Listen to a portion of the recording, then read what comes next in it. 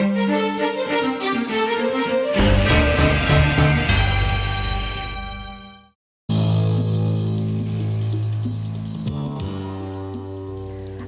Rosa is a barrio in the sleepy town of Marilao, Bulacan.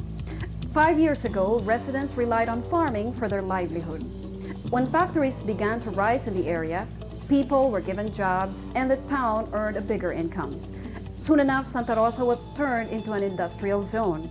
But the residents are far from satisfied. In fact, they now demand the closure of some of these factories. What's going on in Santa Rosa? Hindi ho nagbabago ang amoy, matindi rin ho. Yun ho ang pinakamatindi yung reklamo, yung amoy. Oo, pollution. Nakakapihisyo nga ho. Okay. At hindi ka mapagkatulog, nakakabalisa, nakakakabag, nakapagtatay sa mga bata. Mang Celso is a resident of Barangay Santa Rosa in Marilao, Bulacan. Before he began his own farm, he worked as a security guard for the nearby AIM fishmeal factory. But he said he had to leave. Bakit kayo malis? Kasi nakakapihisyo sa mga kababaryo ko, may mga batang nagkakasakit, yung mga may edad na, hindi mapagkatulog, naninikip ang dibdib. At yung naamoy nyo ngayon, iyan ay mapapatunayan nyo, light lang ho yan. Pero ho, kung saan dali ng hangin, doon matindi. Hindi ho ba kayo natanggal sa trabaho? Hindi ho, ako kusang umalis dahil hindi ko kayang ipagkanolo ang aking mga kababaryo. Dahil ako may prinsipyo din naman eh. The AIM fishmeal factory produces ingredients which are mixed in poultry and livestock feeds. Leftover fish from the Navotas fish port are made to rot. After a few weeks, they are boiled to separate the fish oil. They are then taken into a drying area and pulverized. These are now ready for distribution to local feed producers. Its high protein content make the fish meal an important ingredient for chicken and pigs. But this process is far from perfect, at least for the people living near the factory. Hindi ho makatagal ang aming katawan, parang naghisikip ang dibdib ko. Lalo na pagkagutom. Pag naanaho ang baho na pumasok sa aking sikmura, para ako may sakit na ulcer kung isang linggo, dinaramdam ng aking katawan yon. At pagka hindi nautot nga, dahil sa kakabagan ka ho kasabay na ang kabag Pag hanggang hindi ka nautot, wala kang kaginhawahan talaga. Talaga mahirap. Paano niyo ho nalalaman na galing yun dito? Talaga ho, mula na matayo ito lang ho naman nakapagbigay sa amin ng ganong kakaibang amoy. The factory was built in 1988 with a permit from the DENR and the municipal government.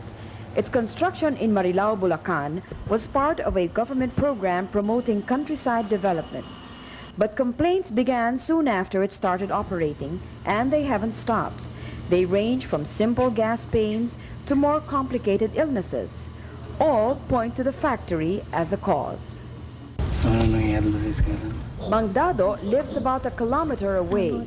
He says his whole family has been affected. Yung mga aking anak may sakit sa TB. TB? Walang taon pa lang ho. Saan ho niya nakuha yung TB? Hindi ko maaaring masabi kung saan ang galing, hindi ko masabing dyan. Kaya lang ho, kung hindi masarado to, hindi magagaling yung anong yun.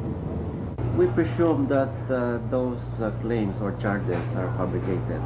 Attorney Reynaldo San Juan is the lawyer for AIM. He denies that the factory is emitting odors beyond pollution standards. Do you find the smell obnoxious? Prejudice as I may, I don't think so. Because at times when I go there, we hold our conferences inside the factory. Inside the factory? Yes, and we take our lunch there. And if the smell is obnoxious, I would have not consumed my lunch. And this has happened so many times before. Well, on a personal aside, Yes. I was there. The smell is obnoxious. That's your opinion. Because basing from the information relayed to me by the experts from the DNR, there is no recognized standard regarding odor to determine whether or not it is obnoxious or foul or it's good. And this is applicable all over the world. That smell may be obnoxious to one person, but it would maybe not to another person. That's To you, it is not. Yes. DENR officials found the factory was lacking in anti-water pollution devices. DENR closed it down last year but reopened it days later when AIM complied with pollution regulations. Diego Ventura is the factory foreman. Nagbigay uli ang mga tiga-DNR na magpuno uli kami ng isang tangke. Bali 3 po yung napunong yan eh. Ito po ba? Ito ang inanunan man uli sa amin na isinadjust nila na gumawa para uli kami ng ganito. Kung darating daw ho ang tubig dito, obra na raw ho namin uling magamit ang tubig dito para magamit uli sa loob ng factory. After the fish is boiled, the water mixed with fish oil goes to this lagoon. This contains chemicals that eliminate bacteria. Workers here at the AIM fishmeal factory claim that this lagoon of fish residue has been treated with anti-pollution devices. From here, the water goes straight into the creeks, which passes through the rice fields of Barrio Santa Rosa. Isa pa pagkasira ng palay namin. Mangbert is a farmer whose land is adjacent to the factory. He too has been affected by it. Nasira na yung aming palay sa ibaba. Dahil sa yung kanilang tumatapon sebo, dala ng tubig, no? Maago sa sapa. Pag lumaki tubig, tumutuko sa ibabaw ng palayan at nalalanta ang dahon ng palay. Pangatlong beses na ito, taon-taon nangyayari. At mabuti na lang at mayroong mga palay na nung matamaan ng sebo na yun, kasalukuyan pala lumalaki. Kaya tanda ko huli, nakarecover din. Pero kung tumama yan sa panahong ang palay sasapo na, wala nang para makarecover yung palay. But factory lawyers insist this is highly improbable. We have evidence to show that this wastewater that is being disposed by the factory is even amounting to a fertilizing effect because this is organic. We don't use any chemicals. Despite these anti-pollution devices, residents are far from satisfied. They say they still have to live with the smell day in and day out. Wala akong mga pagbabago. Mas tumitindi pa ako basta full operation sila. Sa mga katulad ng sinasabi mo sa akin yung kanilang anti-pollution devices ay hindi umuobra? Wala akong obra kasi sa hangin ho ito eh. Ang sa tubig, yun, umobra ng konti pero hindi ho nagbabago ang amoy. Of course, even you go to the market, you will smell the lansa in the market. We are dealing with we are manufacturing feeds coming from fishes. That's why there will be a smell. But there is what we call a smell that or odor that is tolerable in accordance with the National Pollution Control. Attorney Miguel San Juan is another AIM lawyer. The company believes that the first people who should complain about the smell are those who regularly work at the factory. Ang dapat na talagang unang-unang maepektuhan yung aming mga manggagawa na silang Fausto Lazaro has been working in the factory for over 3 years. Lazaro thinks his neighbors are being unreasonable. Wala pa ho kaming manggagawa rito, nagkaroon ng problema tungkol dyan sa sinasabing mga nagkakaroon ng karamdaman. At sa ngayon ho, ayan, at nahandyan nga mga manggagawa, makikita nyo naman. Araw-araw may mga bata rito. Palagay ko, kung yan talagang nakapipirwisyo ng mabuti sa kalusugan, lalo-lalo na nandito sa compound dahil marami ho rito talagang dito nag-i-stayin, marami mga bata na talagang dito sila mga natutulog. But residents say there could be more here than meets the eye. In the past, DENR officials would close the factory only to reopen it days later without any major changes. Suspicious residents claim there could be an under-the-table deal between DENR officials and factory workers. Yung close open ito. Tapos yung reklamo ng mga tao, hindi na i-entertain ng DENR saka ng PAB. At ang ini-entertain nila yung petition ng MP Smell Factory. Kaya nagiging unfair at katunayan noong 1988, yung reklamo namin hanggang ngayon wala pang response. Ang inaalo lang ho namin, ba't palagi ho na lang na sa kabila nung napatunayan ng napakaraming beses, taon ng beses na talagang ito ay nakakapirwisyo doon sa yung pollution na nga, ba't umaandar pa rin? I'm very sure that there's no graft and corruption involved here. DENR Director Delphine Ganapin is a member of the Pollution Adjudication Board, or the PAB, the agency tasked to implement anti-pollution laws. We also have a policy, of course, that we close a firm for violations But when they come back to us and come up with assurances that they have already solved the pollution, then we open them to be able to test whether indeed the pollution was solved. But this is not a new issue for the factory. AIM Fishmeal Corporation had the same problems in a different site. Before it moved to Bulacan, the factory, then called Lusco, operated in Navotas. But DENR closed it down after residents complained of the smell. Company officials deny this. Now, I would like to clarify that this Lusco fish mill there at Navotas left the place not for any other reason, but because there was a zonification in the municipality of Navotas. That place was made as residential, and so by force of law, they have to move to some other place.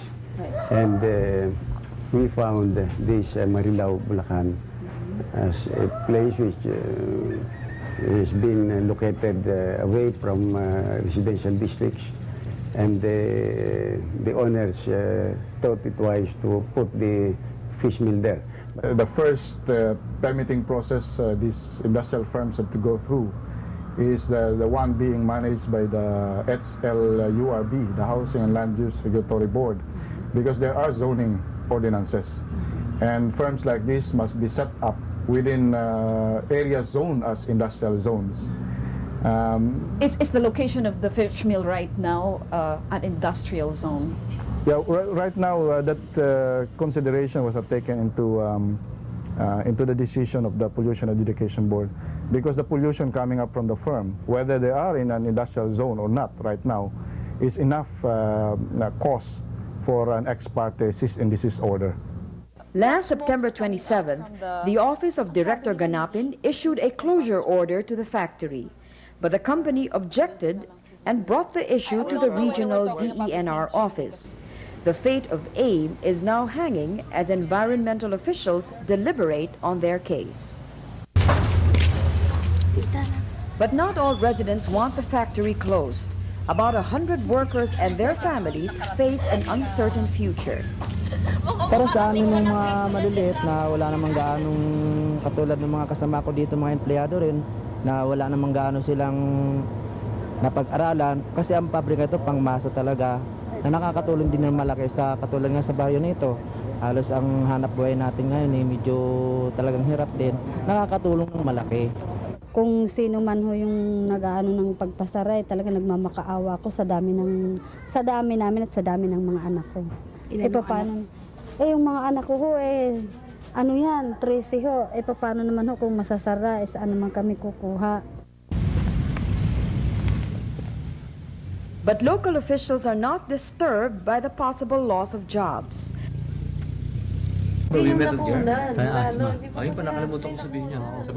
Bulacan Governor Roberto Pagdanganan says the closure of AIM will have minimal impact on the economy of Bulacan.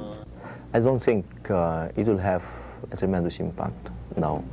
The unemployment level in the province is 4.6%, and I think that these people can very well be absorbed in some other factories, or they can find other ways of making a living which would not be detrimental to the rest of the community. What will be lost to you as governor of this province if this factory is allowed to close, or if this factory is closed? We lose some revenue on business taxes, and of course the job opportunities that we lost. But I'm convinced that whatever losses we might suffer is nothing, very minimal compared to the damage to the people and the environment that this factory is closing. You're willing to risk it? Yes, definitely. The key really here is the commitment of the company to invest some money to solve this odor pollution problem. Some businessmen, if they can get away with it, they'll try to get away with it. If they can save a few bucks, then they'll try to do so, because the target really of any business firm is to get as much profit as possible. What we're saying now to many of these firms is that Our policy is sustainable development. Let's have profit, let's have business, let's have employment, but not at the expense of other people and of the environment.